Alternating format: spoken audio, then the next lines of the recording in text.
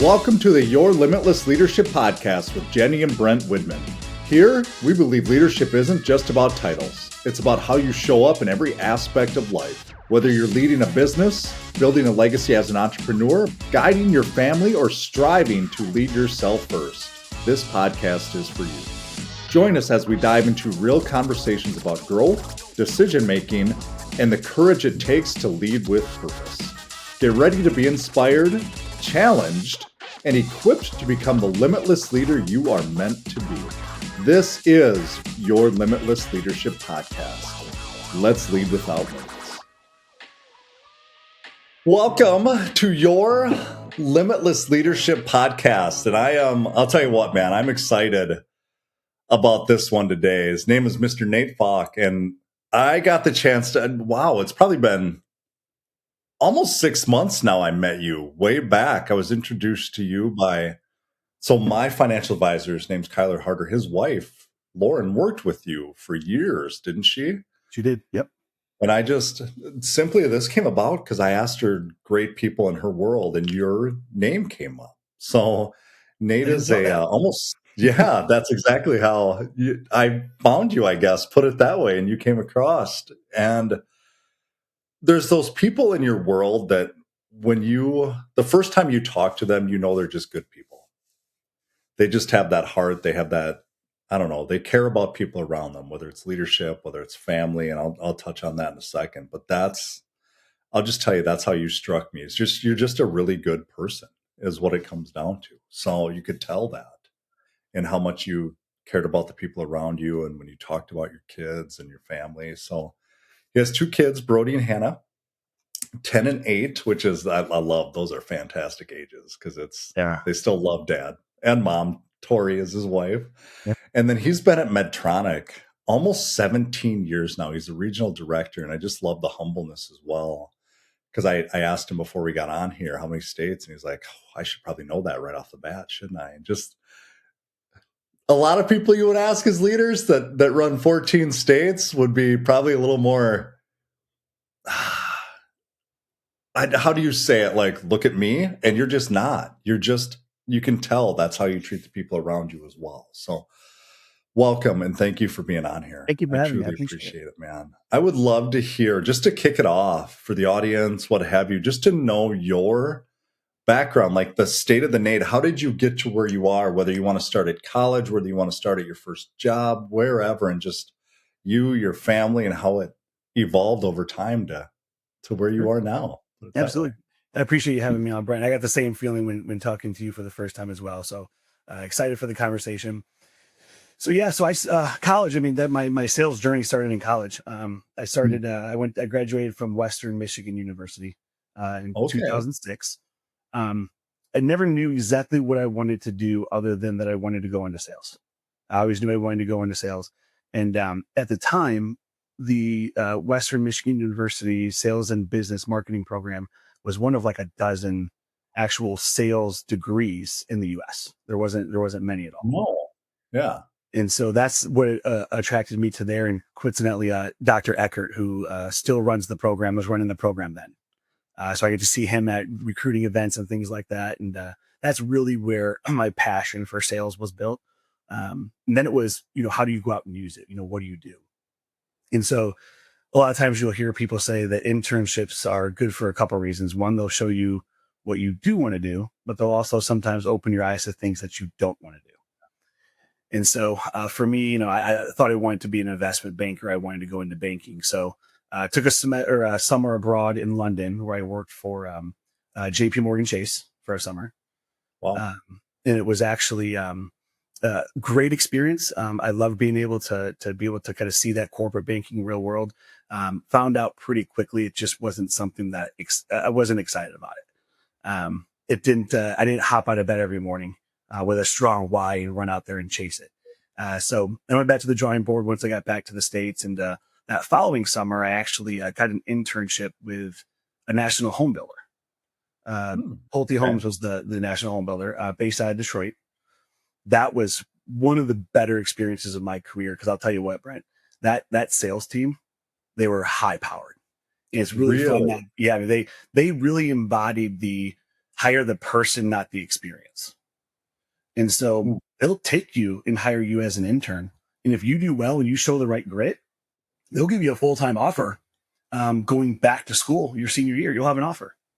And that was one of the, I was fortunate enough to be able to receive one of those. So my senior year wasn't quite as stressful, already having that and being excited about where I was going to go. A gentleman by the name of Tom, who's a close friend of mine now, was named my mentor and really was pivotal, just kind of making me energetic about being excited about what you do. One of the things he would say is, everyone has to have a job, but it shouldn't be like you're going to work every day. There's going to be days like that, right? Love that. And so that was just a great perspective. So now I graduated in 2006 and I started in the Detroit real estate market. If you recall what was happening to the real estate market around that time, we were going through the largest financial collapse in years. And so I was there for about a year and went through their excellent sales training program, but didn't have anyone to sell to.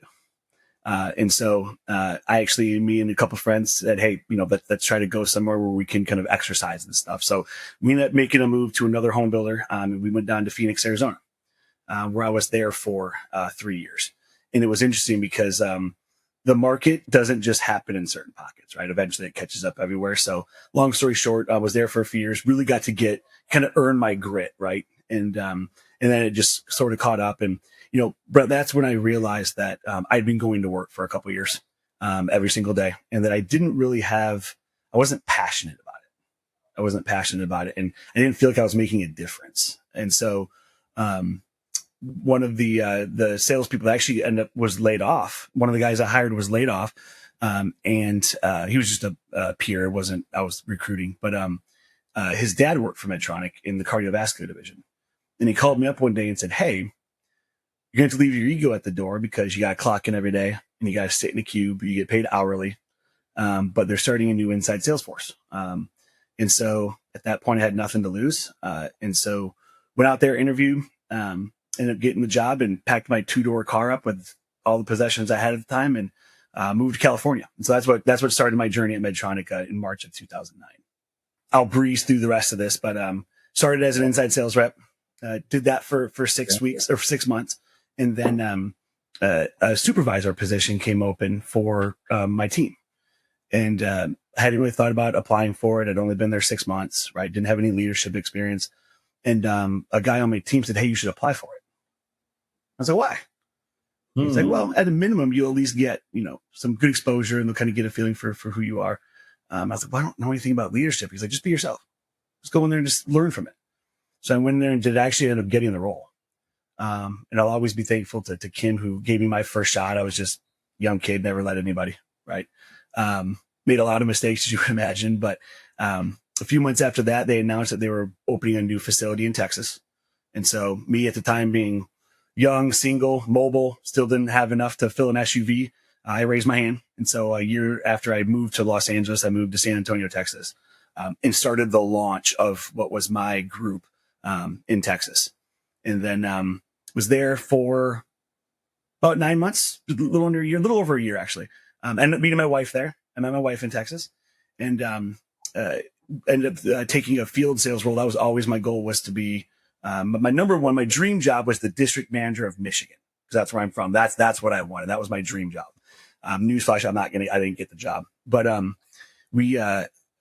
moved to Charlotte and took over a role as an account manager, which I called on primary care internal medicine, basically non-prescribers.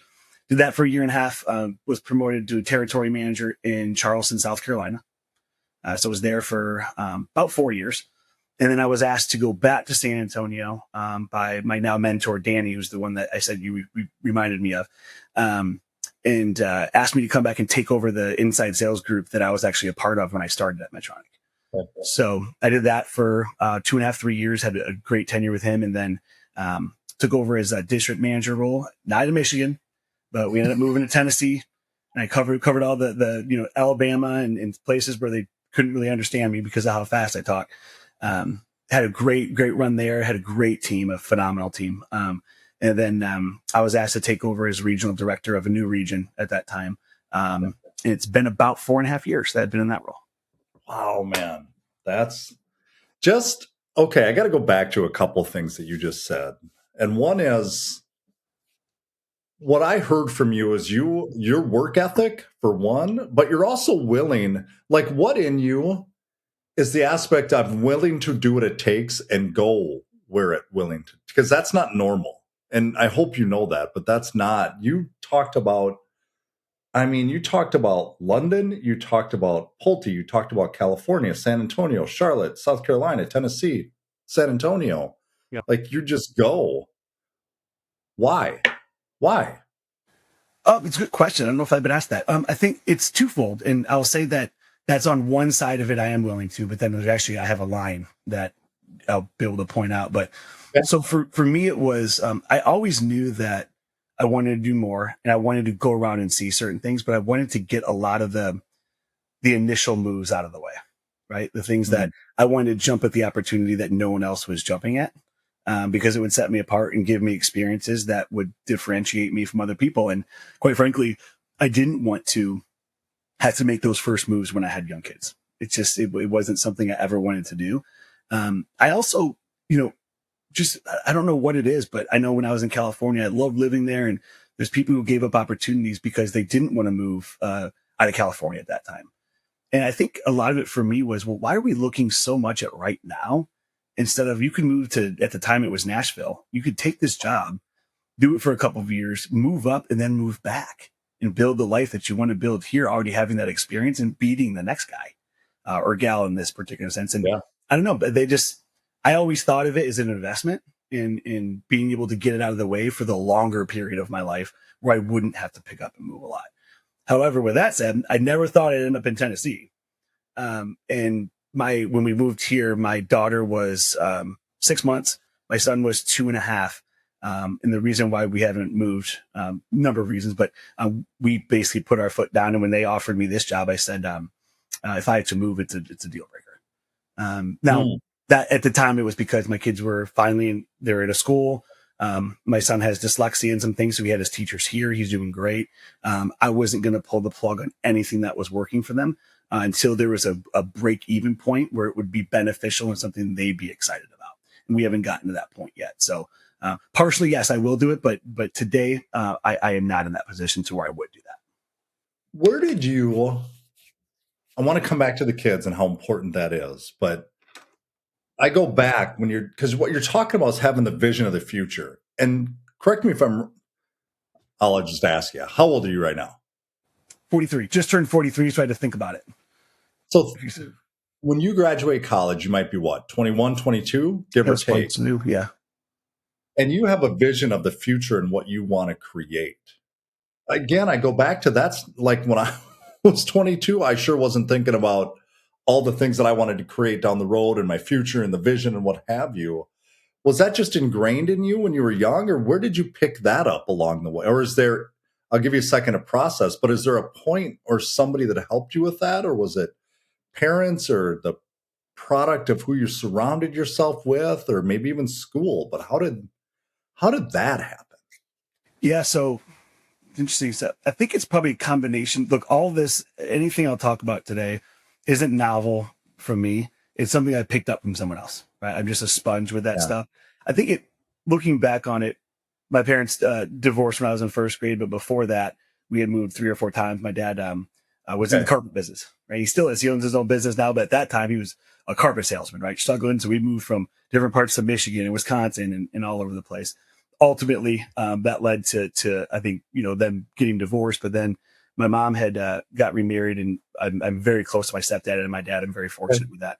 But even seeing my stepdad do it, where he, there was a time where he did not want to move us from where we were in Michigan because we were all in school, and his job got moved.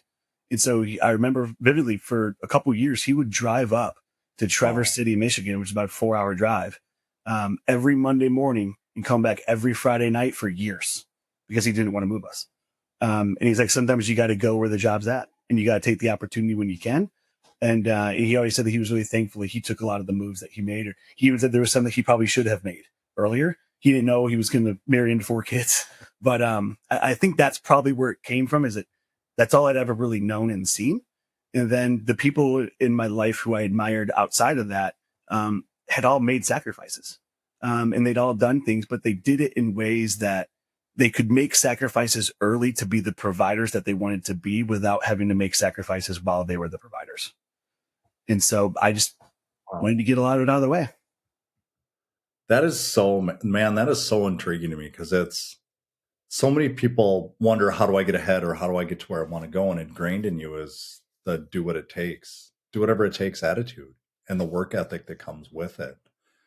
And again, I think that's a lot of times what separates normal from abnormal. And I know you may not look at yourself like that, but just hearing you talk, how that can impact. And I have to think you use that. Well, let me ask that in leadership and what you do. Do you see, what do you think? And again, I'll give you a second to process this, but if you look at people on your team, no names or anything like that, but what separates the best or the top people, the elite performers, from everybody else? What would you say separates them? It's going to sound simple. You can call it a million different things, but they do what they say they're going to do. Mm. And it's not just, again, it's not novel. And it isn't that, oh, I say I'm going to drop off this paperwork on this day. That's the task things, right? That's the transactional type things. Yep. I know a lot of people who will do the transactional things to a T every single time. But ironically, the transitional things in their career, they don't have the same methodology. They don't have the same commitment to it. And so you'll say, you have a one-on-one with them. And for me, I always say, it's someone coming from the inside. I'm passionate about that path because I took it. What I'll always say to them is, okay, before you start talking about all the reasons why you want to do this professionally, where are you at now? Can you move? Do you have a spouse? A lot of times I'll know, are they on board? Because if they're not on board, that newness is going to wear off real quick. And so just kind of taking them step by step. What are you trying to accomplish long term? And then you'll say, hey, listen, here's where you are. Here's where you need to get to. And here are the things, we'll work those out together because it's different for everyone, that you need to do to get to that point. And it's amazing. There's some people that have the most fired up discussions with you, and they'll walk out and you'll say, yeah, they're going to do it. And they don't. And there's the ones who are like, okay. All right, cool. They'll write it down. And then 6 weeks later, you get a follow up from them. Hey, here's what I've done. What do you suggest at this point? And you're like, oh, interesting. So now I've learned the reaction doesn't matter. It's what's inside. Are they actually going to do what they say they're going to do? And to me, it's as simple as that. Isn't that funny? It really is. Whether it's, like you just said, it can be the small things, but it can also be the big things at the same time, that they're doing the things that they say they're going to do, instead of just getting jacked up, walking out, and going back to doing the same things they've always done. Yeah, it's just act on the decision which you've already made. If you've already made the decision, then act on it. Wow. I got to go back to the poll, because what I'm seeing in you is that people are seeing some, and I don't know if you see this. Did you see the same things in yourself that other people saw in you? Because you go back to the Pulte and somebody said, you have it, you have that grit, and you realized, if I work hard, I'm going to get it.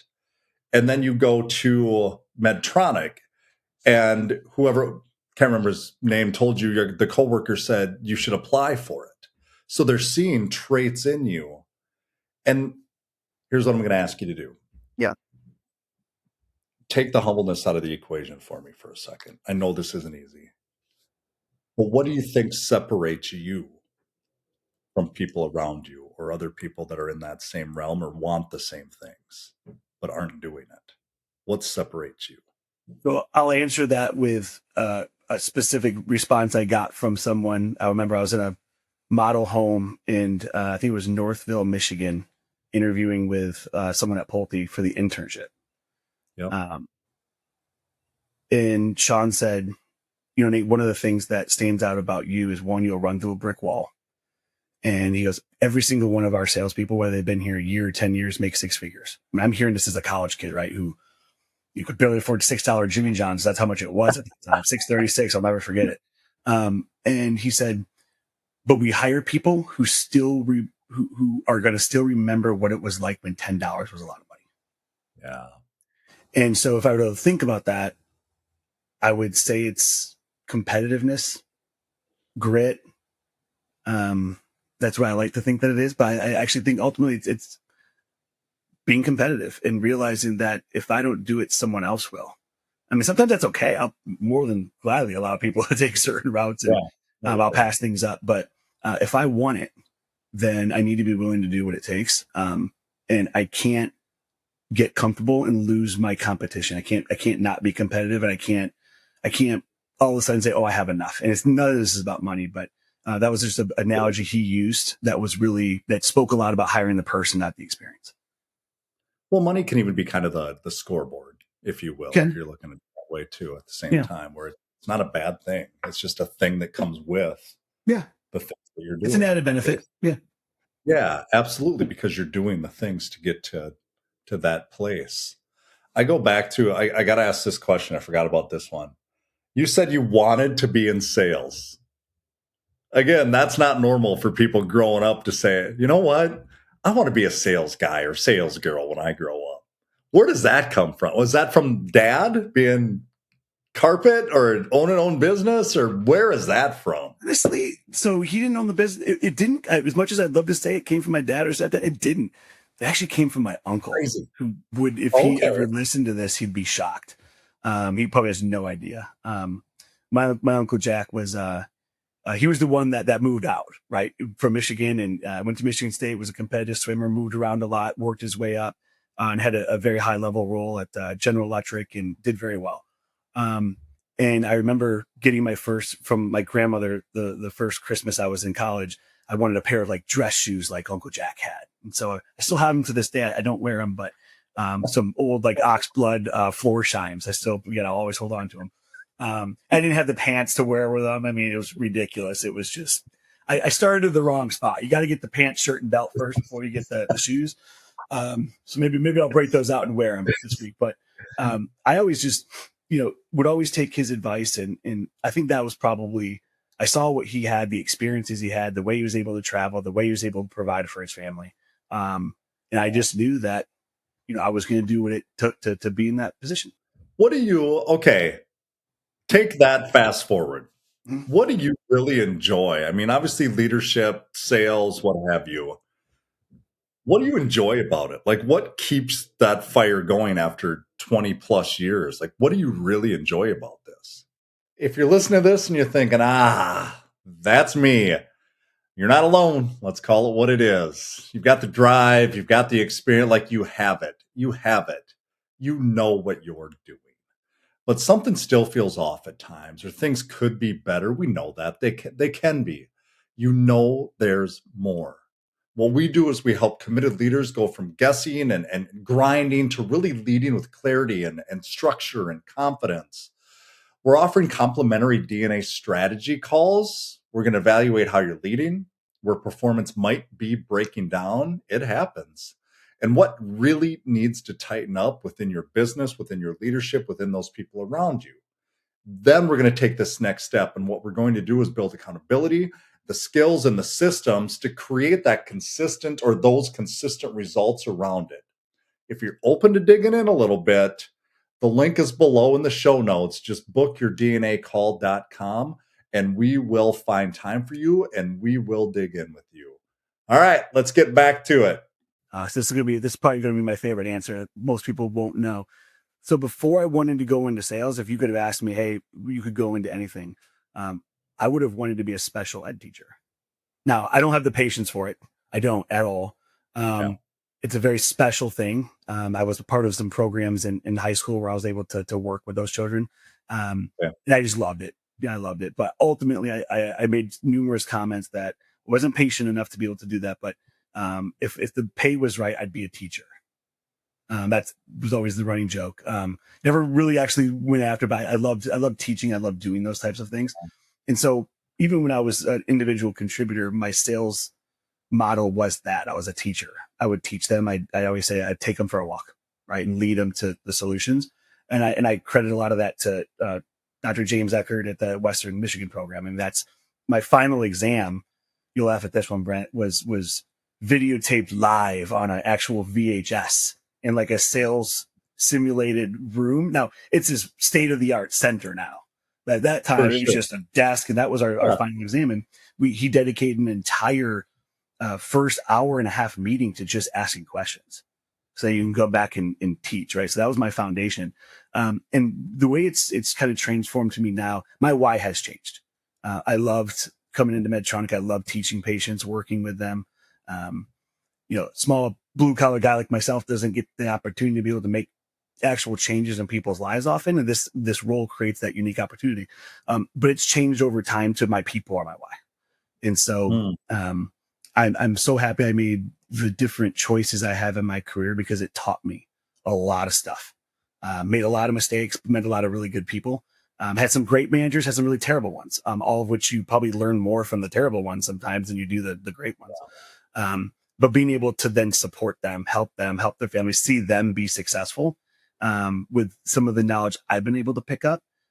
That's my driving force now. Like that's what I'm excited about. That's why I do hop out of bed, although some mornings are slower than others, depending on what's going on in the world. But really, it's the people and just being able to teach them and see them turn around and do better as a result, or be more successful as a result. To me, is more important than accolades, awards, or anything like that. I love the take them for a walk, lead them to the solution.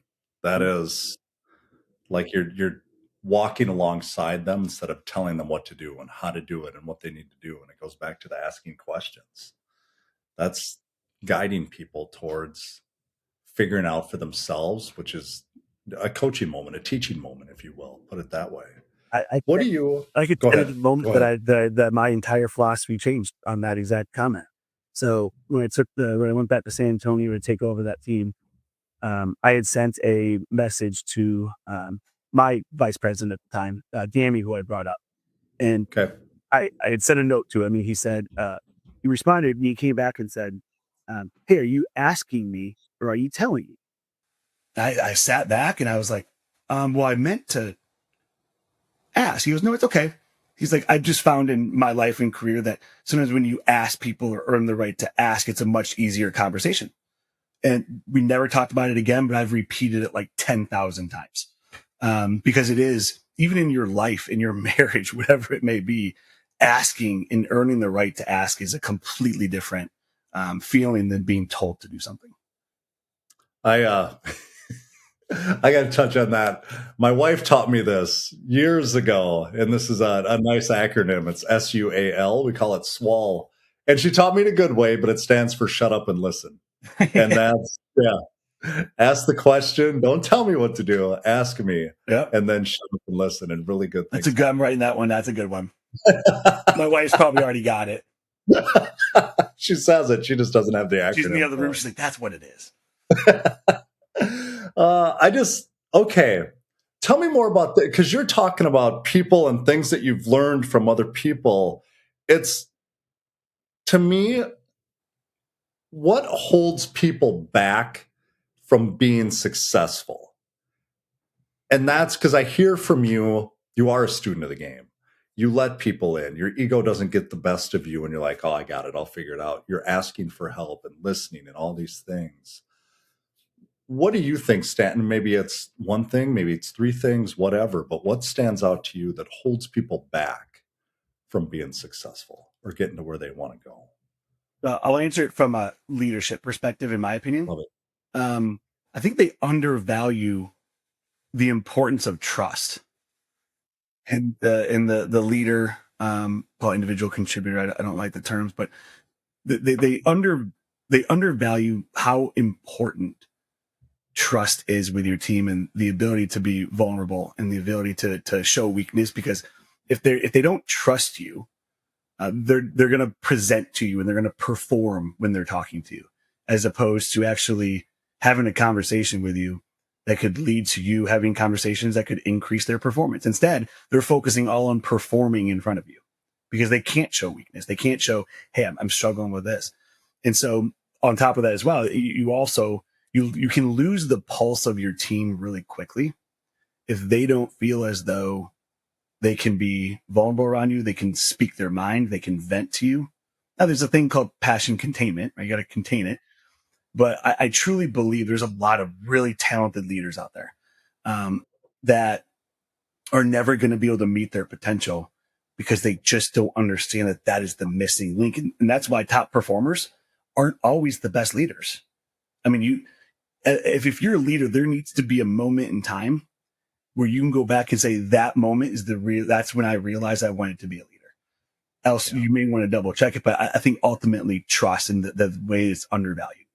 How do you create that trust? How do you let people know it's okay to be vulnerable or show weakness in those situations? How do you let them know that, or is that just who you are and it's just is? It is who I am. It took me a while to realize that was different. I'd always say I'm a blue collar guy with a white collar job, and that's just how it is. And that's why I wear a lot of blue. You'll never see me wear white. But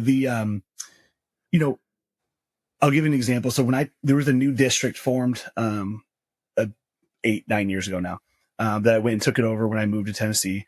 That was a very, very special team. And that was my first like field leadership role. And it was a tumultuous time and we learned a lot together. But I stood up in front of them, our first district meeting. And I said, look, we created a mission. We all put it together and built it out together. But then at the very end, we gave commitments to each other. And one of the things that I committed to them 2 things. One is that I know, and they would laugh if they heard the story, but because they will remember it. I know there's chats out there and texts without me on it. I get it. I know. Here's my ask though, is that I earn the right to be able to be on a chat with you all where you can say anything you would normally say. But the difference is I'm on the call. And here's my promise to you. There'll be 0 blowback. I will not reprimand you. I will not call you negative. It will not change your opinion. I'll take everything that's coming from a good place. Now, there's going to be times I just won't respond, right, and be okay with that. But I will not retaliate whatsoever. Say, oh, don't bring that up in the chat. I will never do that. If you guys just trust the process, and so we can all learn to trust each other. And the second thing I said to them was, and there will be times, not in group settings, but there will be times for sure where I'm going to tell you things to your face that you're not going to like. I'm not going to like saying those things to your face. But know it's coming from a good place. And my commitment to you is that while I may do that at times and we need to trust each other, that's okay, is for your own benefit. But my promise to you is that I will always have your back when your back is turned. So you need to be able to trust me that I'm going to have these conversations with you. But as soon as that turns around, I'm going to be, I'm going to have your back. You can trust me. And so it took a little while for them to really some of them really tested out that chat. For sure. And one of the parting things when 4 years later, when I left it, they made a running joke that they had made another text chat at one point, and it was "Don't tell Nate." However, the only time that they used it was every year around the holidays to decide what they wanted to get me for Christmas. That's the only time they ever used it. So that to me was kind of a case study on sticking with it, allowing them to be vulnerable, allowing them to be themselves. And I'll tell you what, we didn't have any attrition when the rest of the nation had plenty of it, because I feel as though I had a pulse of my team. I knew where they were at. I was able to give them what they needed, but it's because I got off my proverbial high horse and went down in the trenches with them and said, tell me what you're feeling. Because if you don't tell me, I don't know. And I can't lead if I don't know. So that's probably the number one example that I like to give of just the importance of trust and what it can do to build a team. I don't know who is listening to this right now, but you just heard a master's class on how to care about your team, how to get the most out of them, how to help them, how to let them know it's okay. And just the fact when you said, I will always have your back, that whether they're in front of you, whether they're not in front of you, that you always stuck up for them, if you will. And that's a big deal, man, because that's not normal. And the fact you gave them permission to do things like that and have conversations with you that maybe they wouldn't have because they thought, oh, he's my boss. And instead of being the boss, you were the guy they could go to. And now you can figure out ways to get through it instead of. Isn't that the point though? Sorry to talk over you, but isn't that the point? Isn't that why we're here? Right. Yeah. Is to be able to go in there, find out what they need and serve them. I mean, I'm not trying to be cliche with it, but Not at all. sometimes a lot of people will be leaders because they want to be leaders, right? They want to be the decision makers. Go into operations, right? Or do something else. But it's just, I think, again, we're there to serve them. Now, sometimes it doesn't mean we coddle them, right? And there's plenty of times where I had to have candid conversations about people behind, and they weren't there, but I had those same conversations with them, right? There was nothing behind their back. And I think that's the key too, is some people think you need to have it one way or the other, but Brent, if they trust you and they know it's coming from a good place, then delivering that tough feedback's easier. And oftentimes we come to a conclusion, either it's the role for them or it's not, before my boss would even say, hey, what's going on here? We've already come to that conclusion, right? So there's no need to talk behind their back. So I do think that that's something we do need to see more of it. Well, you also set expectations of what you communicated. You set expectations of what you wanted and what they needed and what they needed to do and what they could do and come to you and all these things, where it wasn't just good luck. You laid that out there right in front of them. Yep. They're adults, right? Like, they're doing the same thing. They want to make money. They want to do their best. They want to go get it. But everybody's different, and you allowed them to do that at the same time. I was 34. I was one of the youngest ones. There was only, out of sales and clinical, there was probably 18 or 19 of them. I was the second youngest on the entire team. And so it was, I also, it's a humbling thing too, right? Because I wanted to learn from them too. And I mean, I still use things every single day I learn from that team. So what you just said about being 34 at Medtronic, of all places. Yeah. Correct me if I'm wrong, multi-billion-dollar company. And you're 34. Multi. Yeah. Leading a team that does that much at the same time. Honestly, man, how does that happen? I know you've talked about it a little bit, but it's like there's this intangible around you that we can't really put our finger on, but you just have it. What do you do? What do you do to make yourself better? To be that, what you talked about before, a student of the game. What are some of the things that you do to make yourself better? One of the things I have to be better about is reading or listening to more books. I'm not very good at that. And I need to be better about that. Listening to podcasts. I've been listening to this one. That's more my conversation style, right? As opposed to being taught to, right? I like to be able to listen and be able to kind of just hear a conversation and pull what I want to pull from it.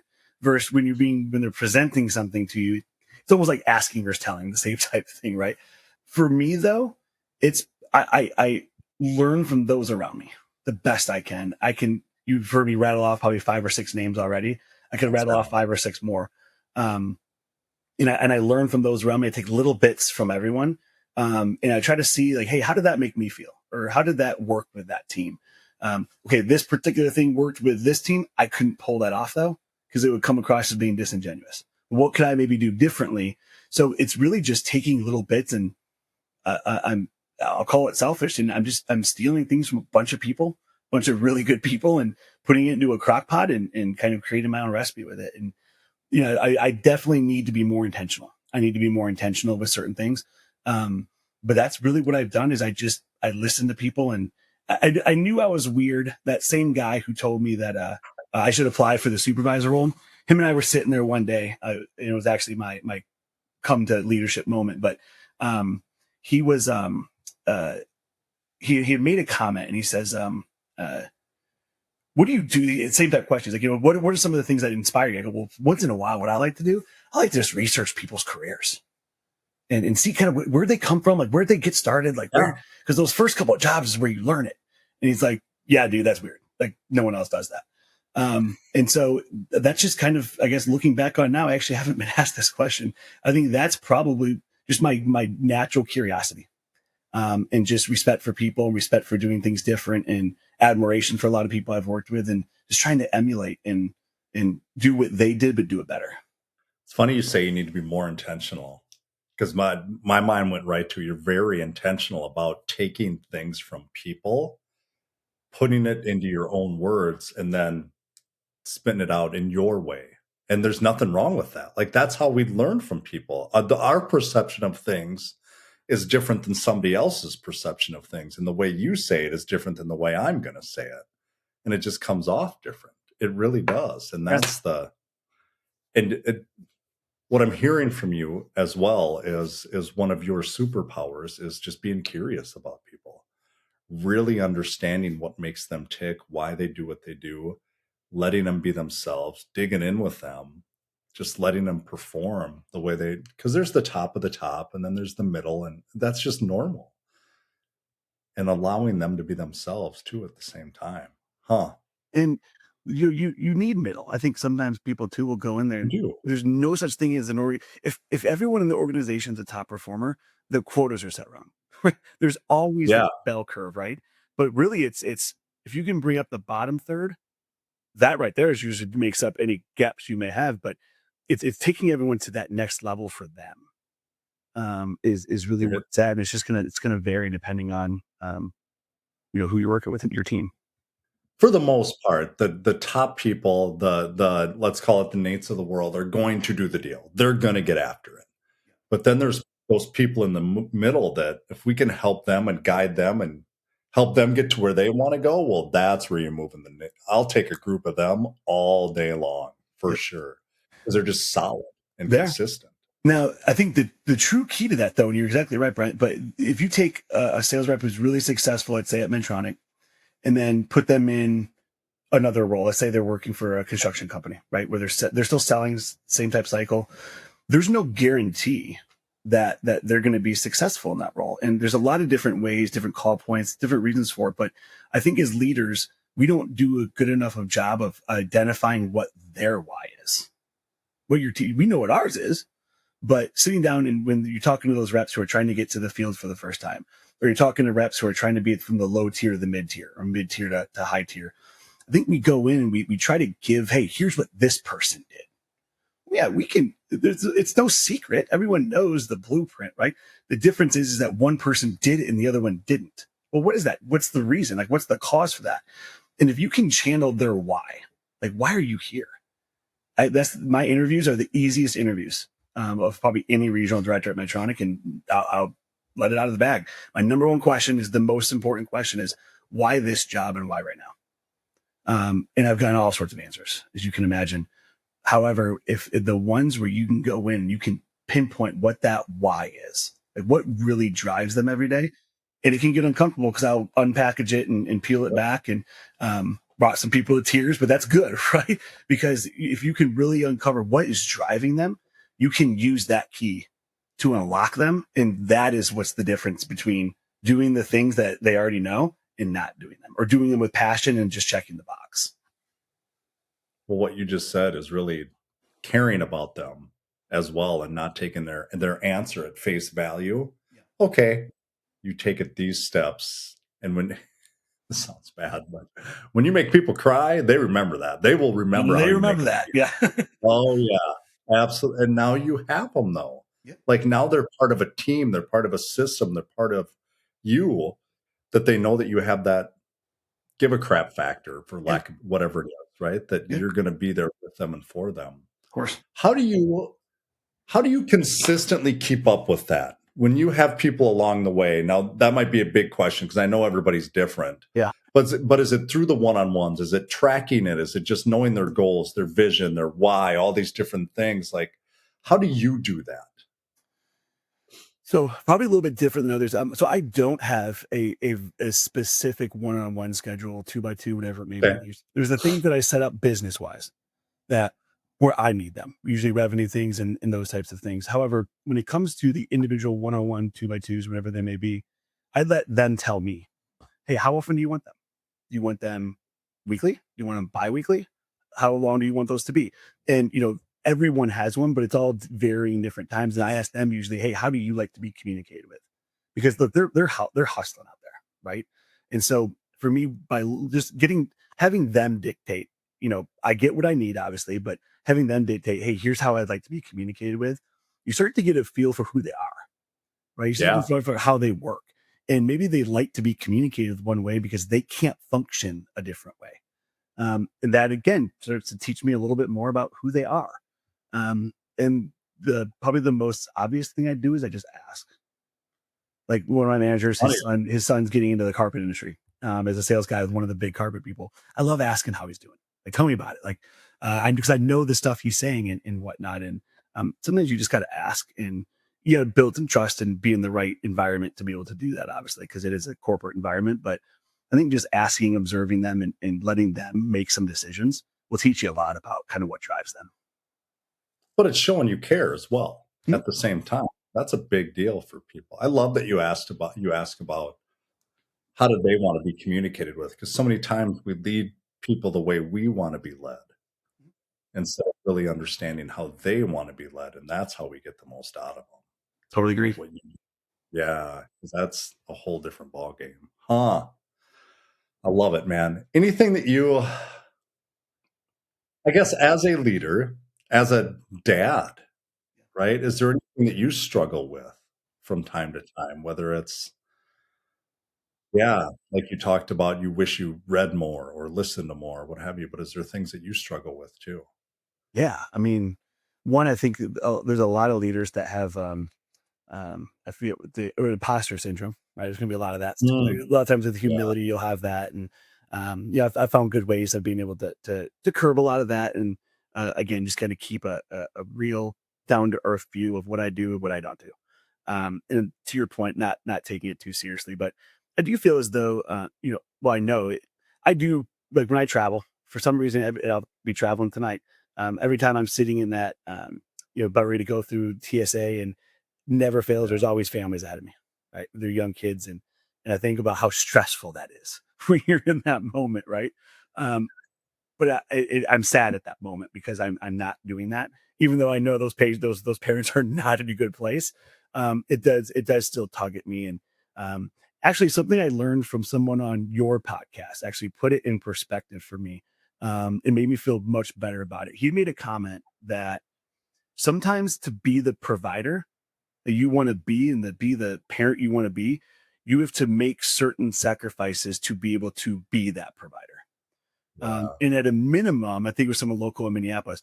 At a Cool. minimum, you're showing your children what it's like, right, and how to do it, and you're being a role model whether you like it or not. But for me, it's all about that balance. And my wife and I were talking about this weekend. Yeah, am I at everything? I'm not. Am I at 75% of things? Yeah, and traveling 26 weeks out of the year, that's still pretty darn good. And so I need to look at it as I'm able to afford them both. Maybe not everything, but I'm able to afford them a little bit of a lot. And so I struggle with that. And obviously, like all of us, we bring work home with us. It's impossible not to. If you say, "Oh, I could shut it off at the door," no, you can't. You can't. What we need to do though is just all admit that we can't shut it off. So how do we mitigate it? Right. Okay. Yeah, And so that's always a struggle for me, and it will be a struggle for me until the day I retire. But as long as I get a little bit better every day, um, that's what counts. So I love that. Just the being intentional about that. And the, oh man, just the way you look around and how much you care about your kids, right? And remember why we do what we do, absolutely. but also the things you're teaching them, same way you learned it from your dad or your stepdad or your mom or Uncle Jack or whatever it is. Like you're, and all those people around you, that you're trickling that down to teaching your kids the same thing. And that's, it's funny we talk about legacy or whatever, but that's it right there. Just making them good humans as well. I I just think I that's just need to remind myself that they're 8 and 10. yeah, Sometimes I assume that they know things or whatever, but so working on that too. But yeah, just that's my ultimate goal is if they can look back and say, yeah, I learned a lot from my dad because of how he did it, then I keep pushing me better than I was. Then I'm in love a it. good spot. Dude, thank you for being on here. I truly appreciate it. This was fantastic. Just your mentality and who you are as a person. Wow. That was really good, is what I would say. Just, I mean, the things selfishly that I just took away from that, just the passion and the commitment to the people around you and how much you care. But then when you go home too, it's how much you care there as well. And you can have your cake and eat it too. You Okay. absolutely can. Yep, Yep. absolutely. I appreciate you having me on and a great conversation. I always love our talks, and so I appreciate you affording me the time. I love it. Thank you, my friend. I appreciate it. Thanks, Brent. Thanks for joining us on the Your Limitless Leadership Podcast with Jenny and Brent Widman. We hope today's conversation inspired you to think differently about leadership, not just in your career, but in every part of your life. Remember, leadership starts with leading yourself first. It's about taking action, making bold decisions, and showing up with purpose. Now, it's time to take what you've heard today and put it into practice. Whether it's in your business, your community, your family, or your own personal growth, start leading without limits. You have the power to become the leader you're meant to be. Until next time, keep pushing your boundaries and leading with purpose.